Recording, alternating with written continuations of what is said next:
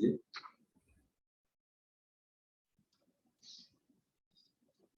Donc, il y a la gestion des droits. Dans le système d'information, il y a les ressources humaines qui vont l'utiliser, mais on n'aura pas tous les mêmes droits pour utiliser le système. Et je disais tout à l'heure qu'il n'y a que l'informaticien parce qu'il est l'administrateur du système de l'ensemble du système d'information qui a tous les droits.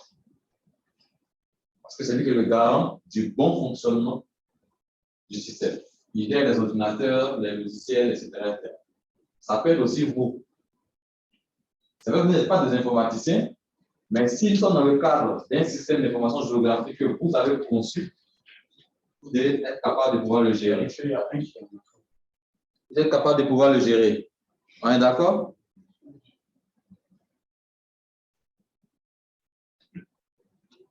Ah non, ça c'est sur ce réseau.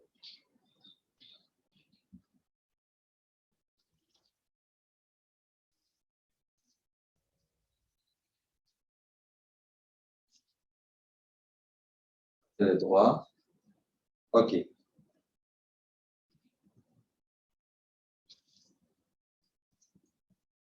Au niveau de la gestion de l'utilisateur, vous savez que le système d'exploitation vous aide. Hein, il vous aide, il faut avouer. Hein, il vous aide. Souvent, il parle avec vous. Quand il y a un message d'erreur, il y a une fenêtre. Bon, même si vous ne le lisez jamais. Je ne sais pas pourquoi. Arrête, ne faites plus ça. Très souvent, les informations comme nous, quand on arrive, ne pensez pas qu'on connaît déjà la solution. On va le lire. Et on va essayer de comprendre ce que l'ordinateur dit. Et souvent, la solution, elle est dans ce qu'il a écrit. Mais vous ne voulez pas lire. Donc, vous aurez comme l'impression qu'on est plus fort. Mais non, c'est parce qu'on est patient et on va essayer de comprendre. Donc, quand vous avez des messages d'erreur à votre système d'exploitation, n'ayez pas le réflexe de commencer à pleurer. Vous n'êtes pas des enfants. Tu essaies de comprendre ce qu'il dit. Lui, il parle d'anglais. Si le message est en anglais, c'est que tu as foutu. Donc, il y a un message d'erreur qui te dit si tu redémarres, tout va disparaître. Tu dis oui. Parce que d'abord, tu n'as même pas lu. Or, le bouton, lui, paraît plus bleu, plus joli. Ton cerveau va aller vers ça et tu cliques. Après, ça ne démarre plus. Tout le monde a dit oui. Je n'ai rien fait. C'est ce que vous dites toujours. Je n'ai rien fait et ça ne. Je n'ai rien fait et ça ne marche pas. Je dis ce n'est pas possible. Tu es forcément coupable quelque part. Donc, pour avouer, dites ce que tu as fait réellement. C'est là que j'entends, non, il y a une qui est sortie, je n'ai pas lu, et puis j'ai cliqué. Pourquoi tu ne dis pas que tu pries? Ah bon?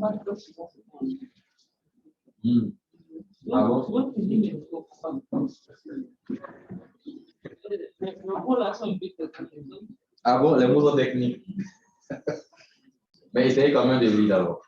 Hein? Et si jamais il y a un souci qui arrive, quand l'information va vous demander qu'est-ce qui s'est passé, vous pouvez dire il y a une fenêtre qui est sortie, voir ce qui était dit. C'est déjà un bon point de départ pour trouver la solution.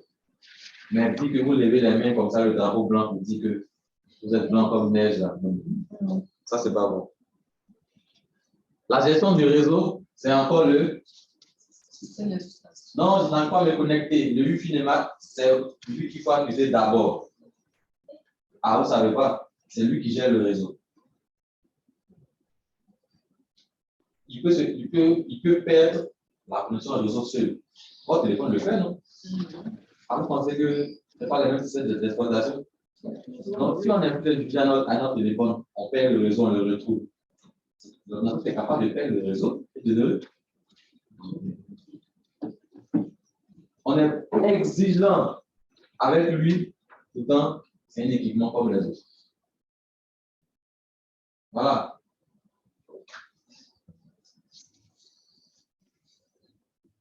Bon, sécurité, on a déjà parlé.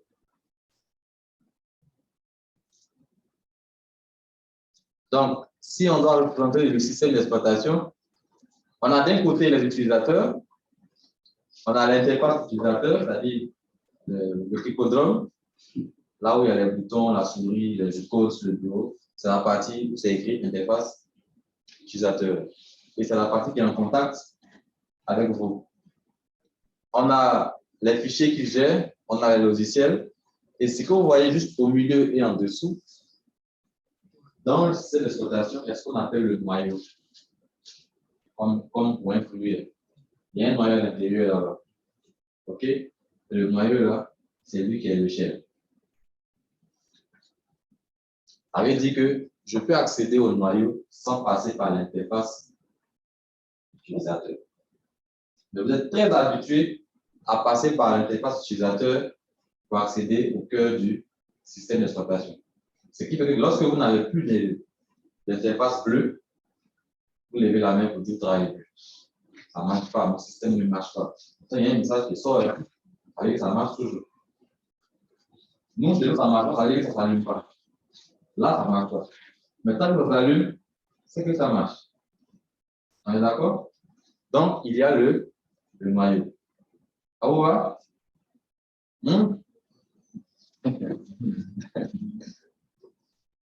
Les différents systèmes d'exploitation. Oui, vous connaissez le seul que vous connaissez, c'est Bitcoin. Avant le pingouin, tu connais les 4 autres. Le pingouin, c'est Linux. Et ce n'est pas un pingouin, c'est un manchot. Il y a une différence des deux. Tu donnes la différence. À ce moment, il y a un pingouin qui fait mal. C'est lequel? Donc, on a. Ça, c'est le plus connu. Je ne peux pas mettre la liste des systèmes d'exploitation ici. On a trop. C'est mal comme je me suis sûrement. Bien sûr. On a Windows, on a Mac. Et les gens n'ont jamais travaillé sur Mac ici. Et pourtant, tu as un iPhone. La version téléphone. La version ordinateur. Si on est dans l'univers du Mac, pour être entier, tablette, téléphone, ordinateur et tout. Ah, non. Donc, viens parmi nous les pauvres. Ensuite, Mac OS et puis iOS, tout ça, c'est la même chose, c'est quoi, Apple. Et on a des petits trucs verts que tout le monde connaît. On a Android. Ça, c'est au niveau des téléphones. Il n'y avait pas que lui. Parce que quand Obama est venu au pouvoir, on parlait de BlackBerry. BlackBerry avait son système d'exploitation. Donc, il y en a beaucoup, c'est même les téléphones. C'est canadien. Ça va être le système d'exploitation. OK? Comme je le dis souvent, hein, ça fait quoi si tu sais rouler plusieurs voitures différentes? Moi, je ne vois pas le mal. Et ça fait quoi si je connais plusieurs systèmes? Donc, quelle est cette idée de s'accrocher plus comme fer à ce truc bleu? Je ne comprends pas, en fait. Ça vient de quoi? Non, mais même quand on te dit, je parle par expérience, ce n'est pas la première fois qui passe. Je vous promets que dans le mois de février, lorsque les cours de tronc commun en informatique sont finis, si je repasse dans la salle, tous les écrans sont bleus. Il y a un souci en fait. On ne peut pas t'enseigner quelque chose de nouveau et puis tu ne peux pas le mettre au placard. L'autre, il le connaissait avant. Donc, qu'est-ce que tu apprends avec lui? Qui apprend encore une autre famille? C'est fini. C'est déjà acquis. On est d'accord? C'est déjà acquis. C'est ce qui n'est pas acquis. Vous devez commencer à faire. Tu arrives dans une boîte, ils te disent qu'eux travaillent sur Linux. Tu prends le poste ou tu ne prends pas? Tu prends, mais tu prends comment? Tu ne sais pas travailler dessus. Il ne faut pas dire je prends dans la bouche. Ah, je vais t'expliquer comment souvent on embauche les gens. Tu enlèves la partie CV, c'est ton premier jour. Il y a une réunion de direction. Tu vas venir t'asseoir. On dit aux autres, voici le nouveau résultat, et voilà, il y a un bon système. Est-ce qu'ils sont déjà au courant que tu arrives? Ils vont te montrer, après la réunion, on va te montrer le nouveau. Je te montre le nouveau, raconte l'ordinateur, et puis c'est fini. Qu'est-ce qu'on va te parler encore? Quand on vient te parler encore, c'est le travail. Tu as compris? Donc, il n'y a aucun moment où il y aura transition. De non, moi j'étais un ancien de Windows, bon, il en a fait à l'école, là, mais c'est tard, mais moi. C'est le problème. À l'Union africaine, quand tu rentres au-delà de 16h30. Parce que comment ils font leurs hypothèses, soit tu n'as pas la compétence, soit le matériel n'est pas bon. Mais très souvent, tu n'as pas la compétence. Donc, 2 semaines après, on te dit. Quand tu rentres après 16h30. Mais vu, chaque jour à ta tâche, c'est quoi tu peux pas faire et puis tu dis ça finit pas, tu es en face. Ce que tu ne connais pas, en fait, tu es en train d'apprendre. En réalité, tu es en train de s'éclater pour bosser. Est-ce que c'est bon? C'est même en train de vraiment faire les SIG, c'est même en train de vraiment faire la ligne de commande, etc. Ils ne sont pas là pour venir te permettre, ce n'est pas une école. On est venu pour travailler. Donc, apprenez à connaître tout ça. Pas peut-être une informatique pour connaître tout ça. Pour le souci, tu connais, c'est pour ta propre culture déjà générale, ouverture d'esprit, et puis ça te fait de toi quelqu'un d'extraordinaire.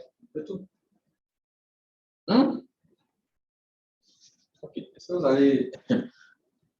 On a vu des gens ici. Première voiture, boîte auto. Voilà, il y a un cas de maladie, il est 1h du matin, la seule voiture qui est disponible, c'est une boîte manuelle. Waouh, on fait quoi? Non, on va comment? Tu ne sais pas conduire.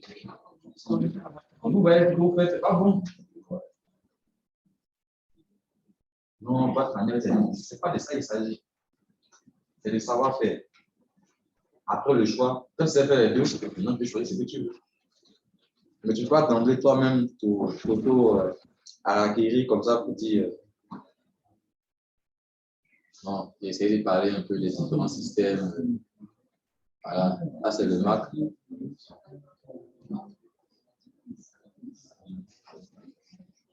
Ça et tout ça, il faut regarder ça.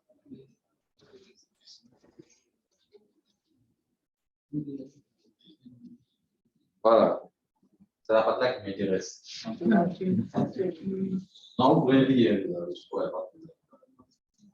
Au niveau des différents systèmes d'exploitation, donc, on va dire ceux qui sont leaders du marché et les plus utilisés au monde, c'est les trois, Windows, Mac et Linux. Mais c'est maintenant que vous le découvrez. Sinon, dans le monde scientifique et technique, il est très connu. Et aujourd'hui, comme il a beaucoup évolué, nous avons devenu vers les utilisateurs ordinaires. Sinon, avant, les scientifiques connaissent ça. Ils font tout avec documents techniques, PowerPoint, programmation, etc. Et c'est arrivé dans la domatique, malheureusement pour vous. Ils sont arrivés là-bas aussi. Donc, il n'y a pas de raison de chercher à craquer des ideas dans notre point fini, pendant que l'équivalent gratuit et libre existe. C'est rien. Et ça fait la même chose. Peut-être même plus. OK? Donc, ce système d'exploitation est l'alternative. Quand on vous initie à ce système d'exploitation, pour que la transition soit facile, on vous permet de garder les deux systèmes sur l'ordinateur le temps de se retrouver. Les habitudes, on a pour Dieu. Ça fait 10 ans qu'il fait traitement des textes en Word. Si je demande de faire traitement des textes en LibreOffice Writer, bien que les fonctionnalités soient équivalentes, mais il y a un certain lien affectif pour la tisser avec ton logiciel. Même, il ne sait même pas pourquoi il aime ça. Dans le cas où il demande de changer, il ne veut pas. Donc, on permet d'avoir les deux systèmes, de chercher l'équivalent chaque fois de ce que vous faisiez avant. Si je prends les fonctionnalités que vous avez l'habitude de faire, vous faites quoi sur l'ordinateur? Lire un document. Donc, lire un document, donc ça, c'est le traitement des textes. Bien, lire PDF aussi. Quoi d'autre? Télécharger. Parler avec conviction. Non, ça, c'est naviguer sur Internet. Ça fait partie du téléchargement. Donc, naviguer sur Internet. Jouer à des jeux. Jouer à des jeux. Des recherches. Donc, faire des recherches, ça fait partie de naviguer sur Internet. Mais est-ce que vous savez que le logiciel que vous utilisez pour naviguer sur Internet est open Ça veut pas ça. Donc, vous savez, utiliser des logiciels open source sans le savoir. Mozilla est open source. Google Chrome est open source. Donc, déjà, côté navigation, vous ne serez pas dépaysé. Ce sera les mêmes logiciels. Dans votre cas ici, on va parler de logiciels pour la géomatique. Il y en a beaucoup. Il y a QGIS, il y a la programmation avec Python, il y a OTP, il y en a beaucoup. Il y a même la zone spatiale européenne qui a créé un outil qu'on appelle SNAP, qu'on utilise pour le traitement des images sentinelles, parce qu'ils sont déjà tournés. C'est un open. OK? Donc finalement, je vous ai eu par la navigation. Le PDF, il peut lire, il reste quoi? Il fait. Il reste quoi? YouTube, ça c'est Internet. Non, ça c'est Internet. Ça aussi j'ai gagné. Il reste quoi? Il reste rien en fait. Ah bon? On système est sécurisé comme ça? Jamais quoi dessus. D'accord. Au niveau de la sécurité, sachez que 99% des virus qui existent pour Windows. Ah, vous savez pas? Et Macintosh, Mac OS est basé sur Linux. Vous savez pas aussi? Je t'informe, c'est pourquoi ils se sentent aussi en sécurité. Le cœur du système OS, c'est Linux. Donc, les commandes que vous allez apprendre le terminal dans Linux ici sont valables dans le Mac. Pour info. Ah, vous n'avez jamais su. Vous dites non, les Macs ne prennent pas des virus. C'est pas ce que les gens disent. À cause de Linux qui est dedans. Donc, si tu parles de sécurité, lui, il est hyper méga sécurisé. Je vais même mettre deux pieds dans le feu. Voilà. Ah, ça, c'était vrai. Tu as touché ton lien affectif avec ton Windows 7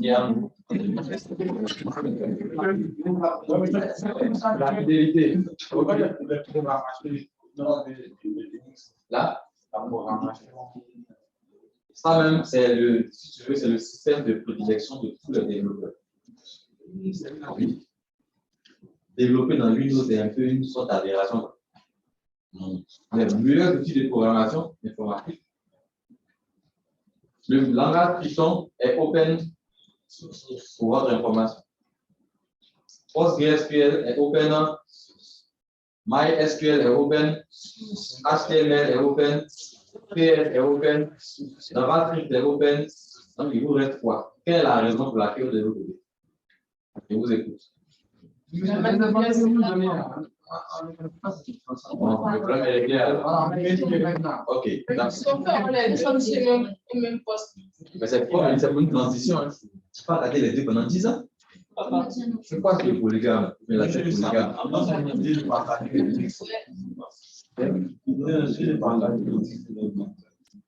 Partagez le disque. Donc, si je travaille avec et puis je vais donner ici une impression, ça ne pose pas problème. Okay. Tu vas pour imprimer un document. Et je vous conseillerais toujours, lorsque vous allez envoyer des fichiers pour impression, qu'ils soient toujours en PDF. Même entre système Windows, il y a incompatibilité. Qu'est-ce que vous avez là? Il y a?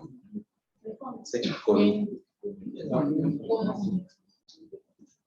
Même entre système Windows, il y a une compatibilité. Il y a une affaire de version. Dans Linux, on n'a pas ce problème. Il n'y a pas une affaire de version, non, l'affaire Windows, je ne sais pas quoi, bien Office 2000. Donc, ton fichier Word là est déplacé, converti en PDF, bien, il va bouger. C'est le secret. Donc, tu vas aussi faire, on met ton fichier, tu donnes, tu peux lire le PDF. Le PDF est un format de fichier universel. Vous avez compris maintenant? Le Word n'est pas universel.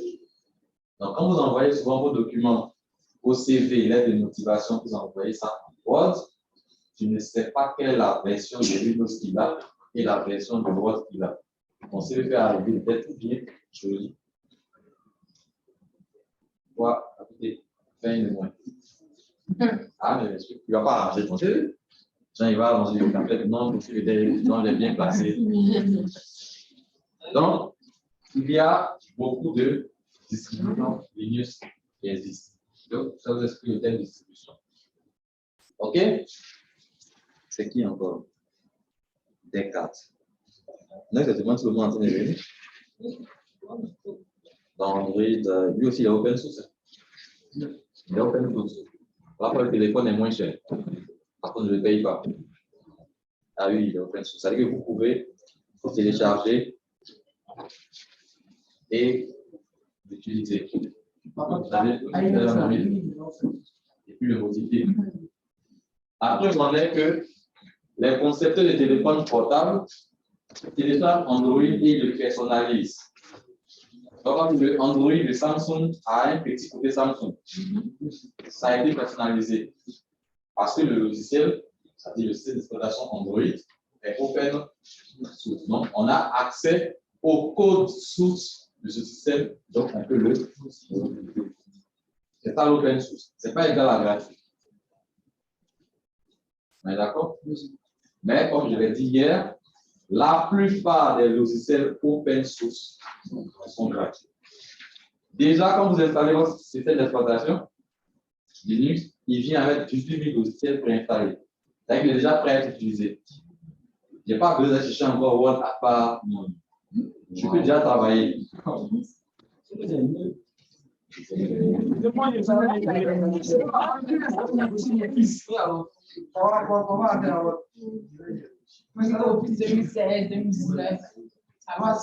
D'accord. On arrive au logiciel libre. C'est vrai que hier, je l'ai expliqué, je ne vais pas le prendre parce que je n'étais pas là. Les gars aussi n'étaient pas là. OK?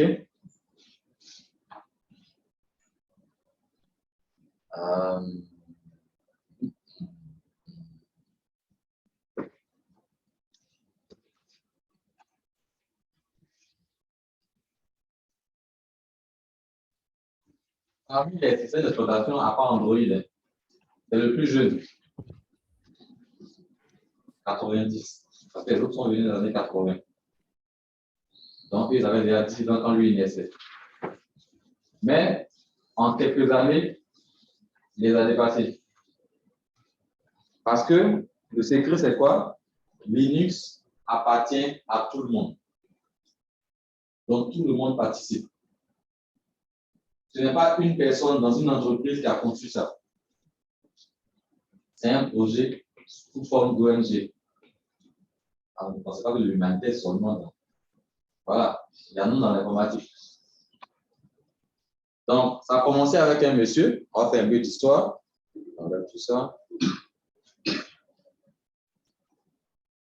Vous connaissez le MIT? Hein? On pas le MIT.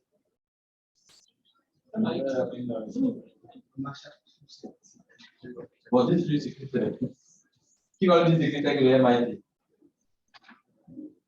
Vous connaissez, non, pas les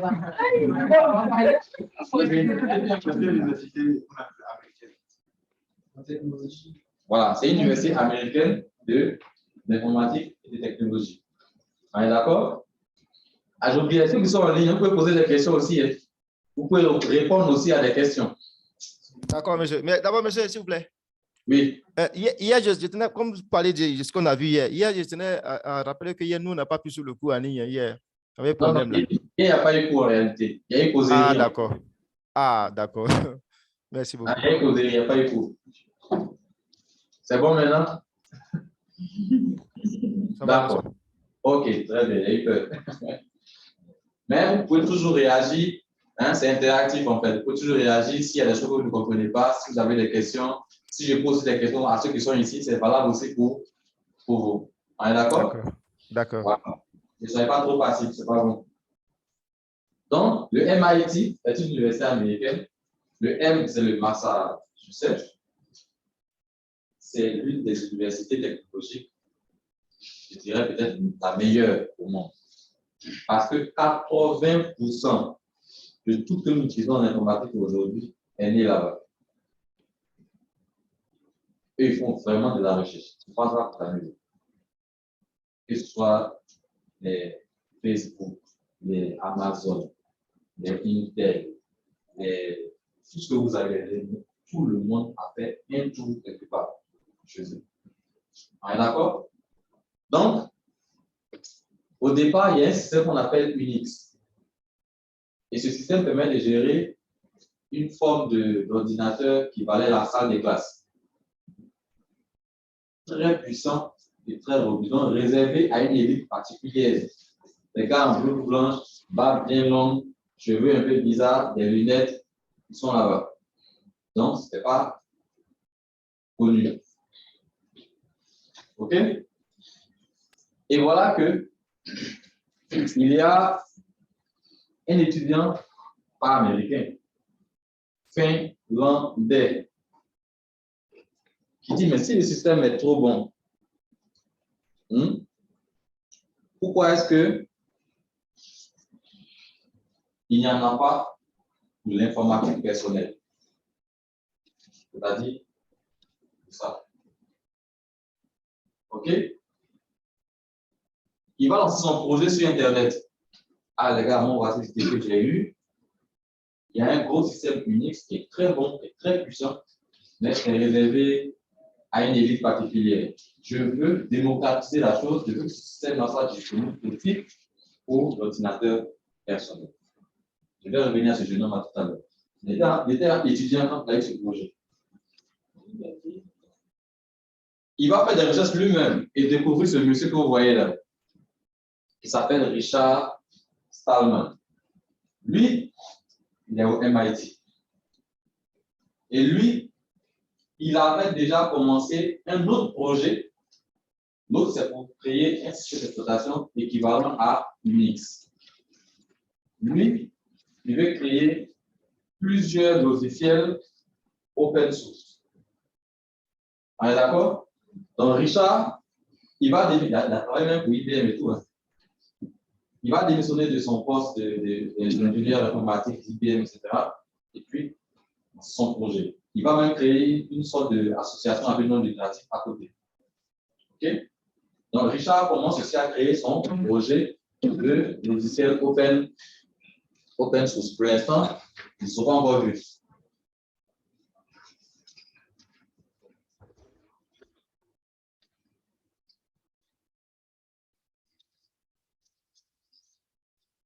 Et son projet, il va l'appeler GNU.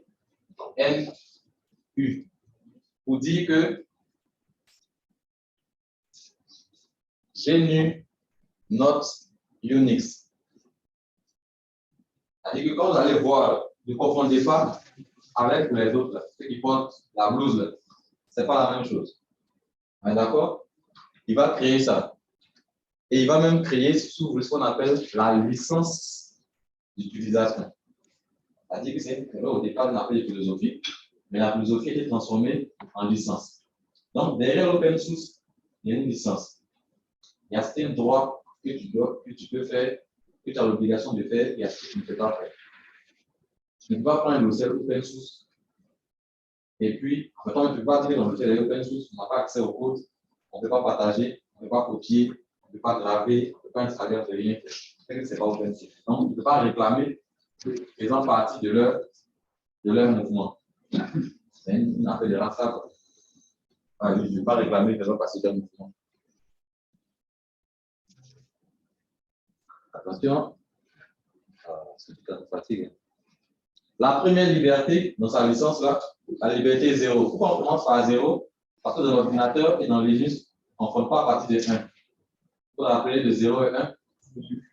Vous rappelez ça? On commence par 0. On va par 1. Liberté 0, exécuter le programme, c'est-à-dire installer. J'ai le droit. C'est permis et c'est autorisé. Liberté 1, étudier le fonctionnement du programme si j'ai les compétences. Liberté 2, je peux partager. J'ai le droit de le faire. Autant que possible. Liberté 3, la dernière, améliorer le programme. Parce que les 4 libertés qui sont à l'intérieur du projet de Richard. On est d'accord? OK. On continue.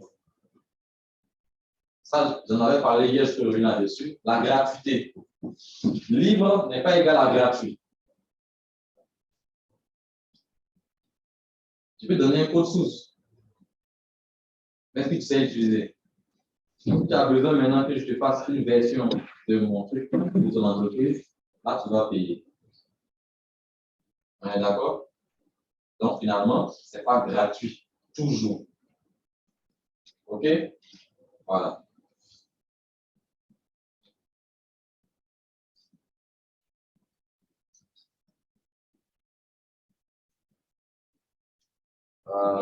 Je cherche l'étudiant là.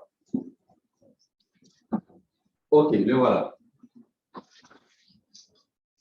Donc, Richard a fini de concevoir ces différents logiciels libres, mais il manque à Richard un système d'exploitation. Parce qu'il faut un système d'exploitation pour que les programmes puissent marcher, d'accord?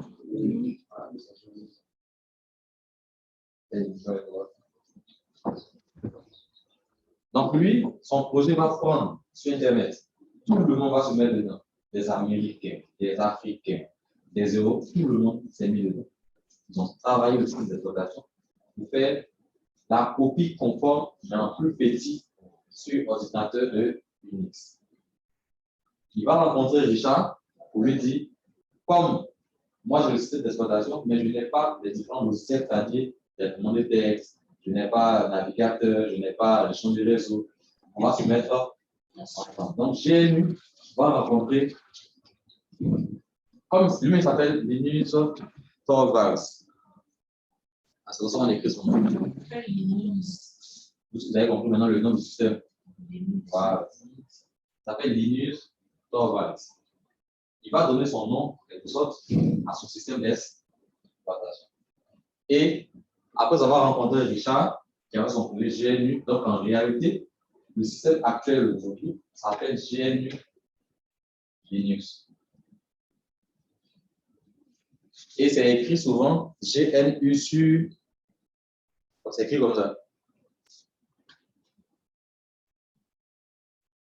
C'est sûr. Hein? Voilà. Et la mascotte de GNU, c'est quoi ça? Quelque chose comme ça. Qui a rencontré le manchon. Donc, vous pouvez voir tous les deux sont toujours ensemble. Et le projet qui va naître, GNU sur Linux, va encore embraser l'informatique dans le monde. Tout le monde va se jeter dedans. Donc, les Allemands, puisque c'est un peu personnalisé, donc chacun va récupérer le code source de GNU Linux le personnalisé. Donc, les Allemands, les Américains, les Africains. C'est parce que les Africains sont envoyés les Américains, quels sont les Africains? Ils vont rentrer dedans, chacun va récupérer. Et quand tu récupères, que tu modifies GNU Linux pour montrer sortir ce qu'on appelle une distribution. On est d'accord? Donc, Ubuntu est une distribution. OK? Il y a OpenSUSE 2, c'est allemand. C'est une distribution. OK? Il y a aussi quoi? Red Hat, le chapeau rouge, c'est une distribution. Système Mandrake et l'Uni Mandriva, c'est une distribution. Donc, chacun va, il y en a en Chine, il y en a partout. Le point commun, le noyau, là, GNU, Linux est dedans. Donc, les commandes que tu apprends dans un, c'est valable pour tout le monde. Vous avez bien compris maintenant? Voilà. Il y a un troisième qui va rentrer dans la ligne des comptes. C'est le premier milliardaire à aller sur la Lune, si je rappelle de lui. Qui se rappelle du premier milliardaire qui a mis les pieds sur la Lune? C'est Amazon. Non, c'est pas Amazon. Amazon, ça c'est avant-hier. 2004. Amazon, c'est avant-hier. Tu parles de Jeff Bezos, ça avant-hier, il y a comme ça, en fait, des histoires de. Ça existe il y a longtemps. Parti accompagner les astronautes parce que tu as l'argent en réalité à longtemps. Amazon, lui, veut en faire une compagnie de transport. Donc, c'est qui? Monsieur, c'est Elon Musk, non? Elon Musk, je crois bien. Ça, c'est récent aussi. Tout c'est le petit. Il y a des gens qui ont regardé il y a longtemps. Hein. Ouais, ce que je viens de voir. Ce sont des livres plus nombreux en tout. D'accord. Je fais l'histoire encore. Il va partir. Il va revenir. Lui-même, l'ingénieur encore à IBM, il va démissionner. Il va démissionner.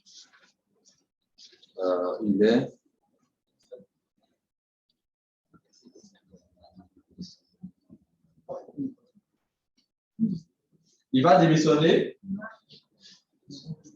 et il va créer la distribution Linux pour les Africains.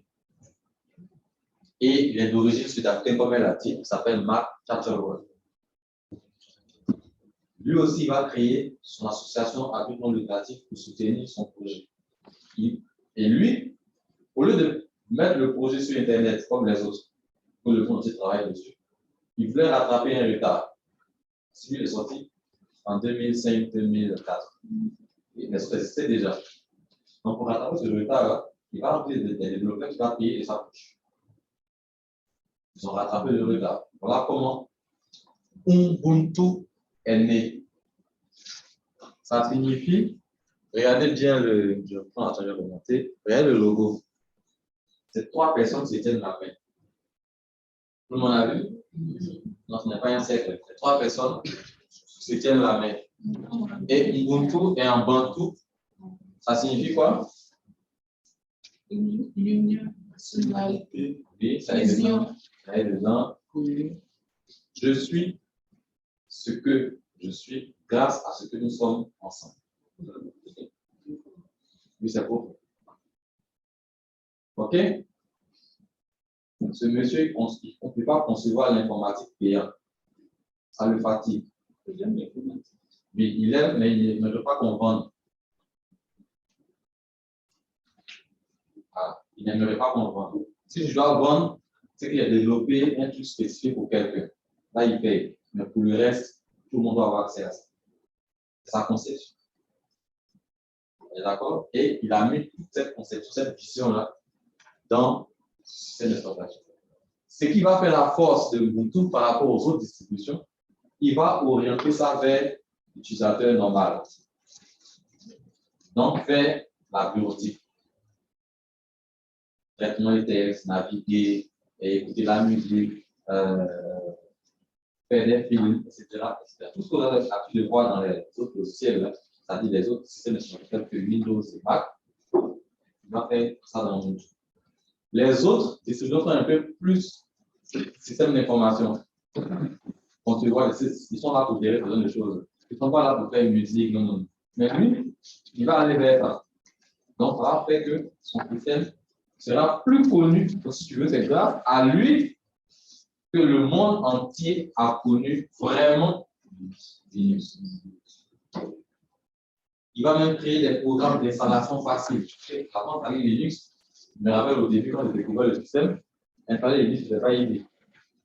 Mais aujourd'hui, ça a remporté. Non, avant, c'est un peu compliqué. On est d'accord? Et c'est